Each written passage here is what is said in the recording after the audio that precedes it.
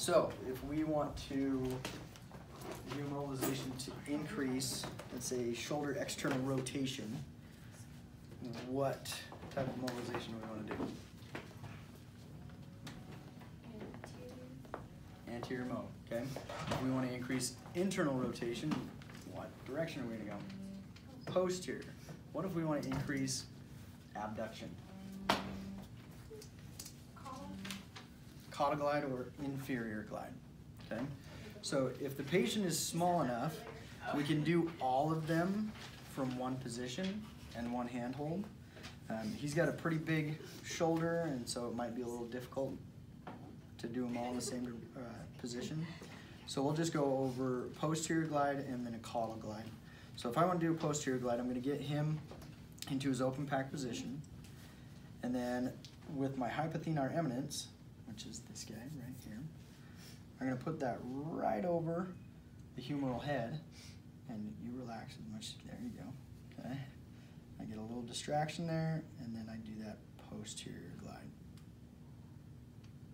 Okay. And then if I want to do an inferior or a caudal glide, now I'm going to take my hand in the C shape like that. I'm going to find his acromion and then fall right off of it, because if I'm pushing his acromion, then it's not going to be mobilizing the shoulder, right? So I fall off the acromion. I'm again right on the humeral head, and I just do a caudal glide. I'm trying to get my, depending on the size of the patient and how long I think I'm going to be there, like with the caudal glide, I'm not going to be up like this and trying to push down. I'm just going adduction on myself. I'm going to try and get my arm in line with the direction I want to go.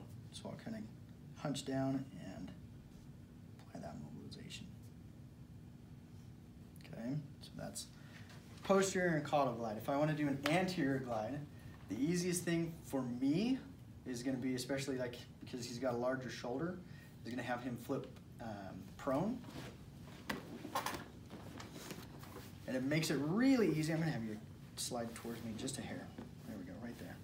It makes it really easy in this position to get him into that open pack position, because relax. All I have to essentially do is let him relax his arm all the way down, and he's in that open pack position. Okay? And then I just have to bring my hand on the humeral head and do an anterior mobilization. Okay? So that's all the shoulder.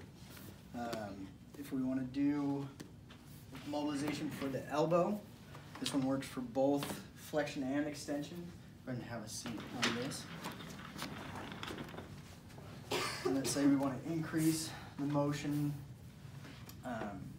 his right elbow here, then I can just come and put my hands around his forearm. You can just rest it right on my shoulder there. And that's pretty much the open pack position for the elbow.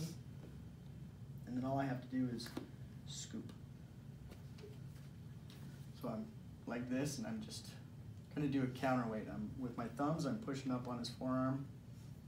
With my pinky and my ring finger, I'm pushing down and just doing this kind of scooping motion like that while I get a little distraction. And that's going to be good, again, for both flexion and extension. Okay. For the wrist, if I want to increase flexion, what direction do I need to mobilize? And we're going to call it either dorsal or palmar. Dorsal, right? So I'm going to come in here like this. If my patient can go into enough supination, and keep him here. If he can't, I can come and do it from up here. Either way is fine. But I'm going to take my hands and get right at that joint line, overlap my fingers, and then as I push my top finger down, I'm going to get a little distraction just naturally. And we decided I want to do a dorsal glide to increase flexion, so I'm going to try and keep my elbows straight as possible, and I'm just going to pull straight up, do that dorsal glide. If I want to increase his extension, keep my hands in the same place, do a palmar glide and push down. Okay. Pretty much the same hand placement for ulnar and radial deviation. So if I want to increase, let's say, ulnar deviation, do I have to do a radial or an ulnar glide? So I want to increase that motion. You need to do an ulnar glide. Oh, radial glide. Radial glide, right? Because the carpals are the convex surface.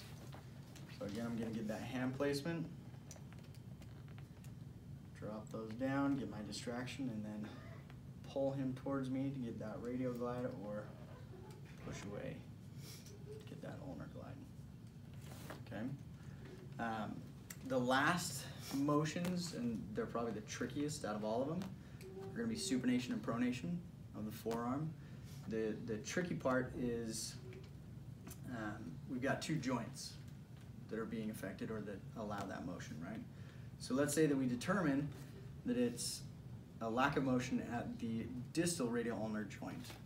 At that joint, which bone or which segment is going to be our concave, and which segment is going to be our convex?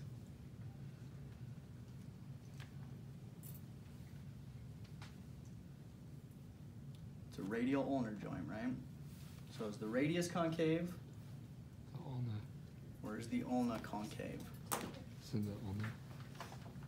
Nope, the radius. The radius is concave and the ulnar. The radius is concave, right? We've got a nice little rolly, whatever you want to call it, for our ulna. And then our radius is going to wrap and roll around that, okay?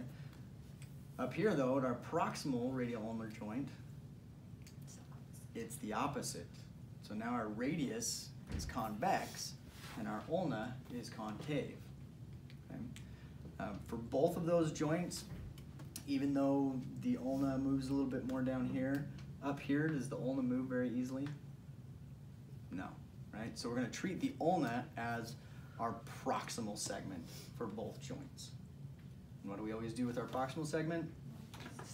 We stabilize it, right? So that means that we're going to mobilize the radius of both joints. Okay? The way we can do that is I'm going to come in here, and just by getting my hands close together like that and wrapping around his forearm or his wrist, and then kind of squeezing in, it, again, pressure just naturally causes a little bit of distraction between those two bony segments. So I come in like this, get a little bit of that distraction. Now if I want to increase supination down here at the distal radial ulnar joint, which direction do I need to mobilize my radius? Dorsally or palmarly? You said for supination? Mm-hmm. Like ulnar? No, you're right the first time. Dorsal? Dorsal, okay. Why? Because the radius is the concave portion, right? And according to our concave convex rule, it's going to glide in the same direction as the bony segment.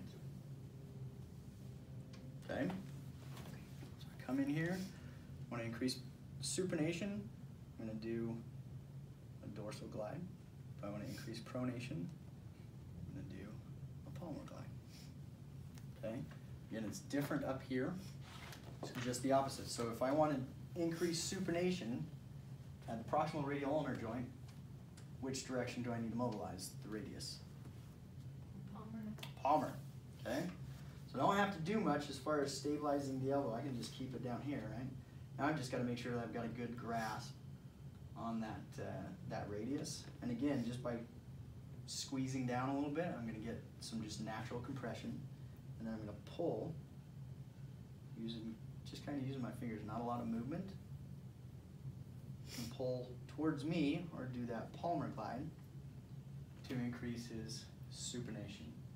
And if I want to increase his pronation, I just go in the opposite direction. Okay? So that's all mobilization for upper extremity.